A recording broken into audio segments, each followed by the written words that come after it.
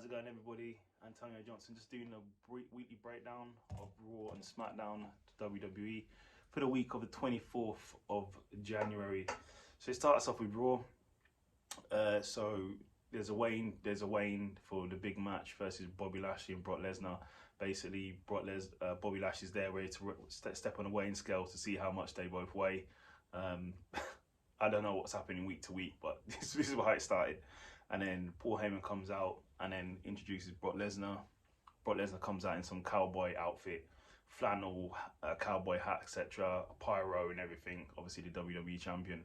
So he comes out and then basically he was just treating Bobby as a joke, saying Bobby who. The crowd started saying Bobby who. And then just basically treating him as a joke, calling him obviously a knockoff Brock, which in ways I can sort of see. I did say this in my previous video, Bobby Lashley, Brock Lesnar. Also, there was when Bobby was the ECW champion, he jumped into the apron and he had the same entrance as Brock with a four-corner explosion. So, yeah. But anyway, so Bobby Lashley weighed in, I think it was like 275, and then Brock Lesnar weighed in, I think it was heavier, 280 something or something like that. But Bobby was not happy about the way Brock Lesnar's treating him as a joke and is basically saying, I'm going to kick your ass, boy. So that was that. So then the next match was Bianca Belair versus Queen Selena. It was a pretty good back and forth match between the two ladies. And Bianca won with the KOD. Then we had KO versus Damian Priest. It was a good match. And then back and forth match. Obviously Damian Priest and KO can go, so it was a good match. And then Damian Priest got mad and started beating KO down in the corner with elbows and he wouldn't stop. And then the crowd started booing that. So they might need to change strategy on Damian, because I don't think that's not working anymore. The crowd are not liking it. Then you had Dana Brooke, Rhea Ripley and Liv Morgan versus Carmella, Tamina and Nikki. Almost superhero, six ladies tag match, which was a pretty good back and forth match. And Rhea Ripley won by submission. Then you had Alpha Academy versus RK Bro in a Academy spelling bee type match. That was beforehand, where they had to basically make sure they spell the words that are presented to them. And then after that, it was Gable versus Randy, which is a very good spirited match. It was a decent match. It ended by Gable putting on the ankle lock, but then Randy reversed it and kicked him into the turnbuckle and hit with the RKO.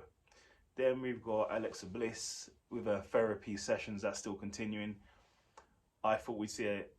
We'll get onto that anyway. I'm about to jump to the Royal Rumble. But that's still continuing her therapy, so I'm not sure where that's going to culminate at. I'm not sure. Then Austin Theory is talking to Vince McMahon about he wants to enter the Royal Rumble, he wants to be that guy. But then Vince McMahon was like, well, you've got a match with AJ Styles, you better take a good selfie for me. And then they had the match, and then Austin Theory tried to cheat by sort of putting feet on the ropes, etc. But he was countered and hit with the phenomenal forearm from AJ Styles, who got the 1, 2, 3. In between that, Veer Mahan is coming to Raw. I didn't know if you knew he's coming to Raw. As I said before, I think he's lost. I think that it's a joke. I think they're treating him as a joke. I think it's a joke. What they're doing is just ridiculous. Anyway, so then you had Becky Lynch and Doudrop having an interview, saying that obviously they're going to beat each other up. Doudrop's going to take her title, etc., to build a match, which was pretty good. Then you had the Mysterios versus the Street Profits in a very spirited match. It was actually a good back and forth match. Street Profits can go, Mysterios can go, but Mysterios got the win on that one. Then we had Seth speaking on the Royal Rumble and saying basically he's going to be on SmackDown to confront the Tribal Chief. Then Miz throws a party for Maurice. I think it was like a birthday party, but throws a party for Maurice. And obviously Edge and Beth come out and spoil the party. So was it worth watching Raw? Yeah, I'd say it's worth watching. Wasn't the best one, but yeah, it's worth watching, I suppose. Then we go into SmackDown. Charlotte Flair comes out and she speaks about the Rumble. And then whilst she's speaking about the Rumble, Shayna Baszler comes out and basically says, yeah, she's going to beat everyone up and take her title, etc., etc. And if Shayna Baszler wins, she's going to pick her to face for the championship.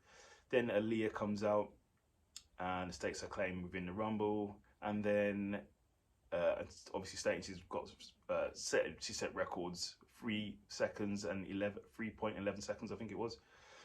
Then Natalia comes out, and then Shotzi comes out as well, obviously saying, yeah, I'm gonna win, blah blah blah.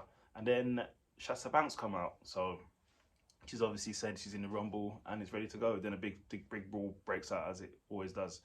Next match was Cesaro and Ricochet versus Sheamus and Ridge Holland, which was a very good match, a solid match there. Holland picked up the win with some big slam move.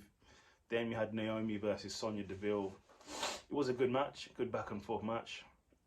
Sonya sort of obviously avoiding the match, and then Naomi picks up the win. But I'm not sure what the big payoff is here. I'm not sure where this all goes. I really don't know. But yeah, so I don't know if they're going to try and combine at the Royal Rumble or at WrestleMania. I'm not sure. And then after the match, Sonya said how she's going to be in the Royal Rumble match. Sami Zayn was interviewing Jinder Mahal, which was quite funny. It's like it was an interview on the In Zayn show, so that's quite funny. And while he was doing that, Shinsuke and Rick Boost came down, obviously interfered in it, and it turned into a tag team match, which Rick Boost won the match. Rick Boost, I think that's his name. Then we had Big E and Kofi Kingston having an interview backstage, so it looks like Big E's back being part of the New Day again. So I don't know if he's been brought down to mid-card from being a champ. I don't know. Was it a... Do you think Big E's title run was a failure? I don't know. Let me know in the comments if you don't mind. Then we had, obviously, New Day versus Corbin and Madcap Moss. Big E wins with a big ending. And then in the main event, well, the main highlight was Seth and Roman Reigns going back and forth.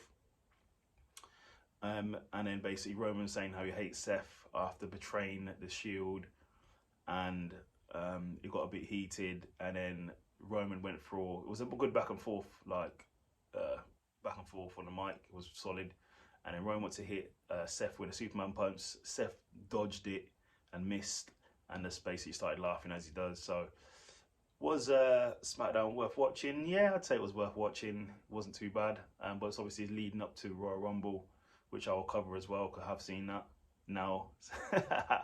But anyway, like and subscribe. I'm bringing you all that news and reviews. Thank you very much. And leave a comment.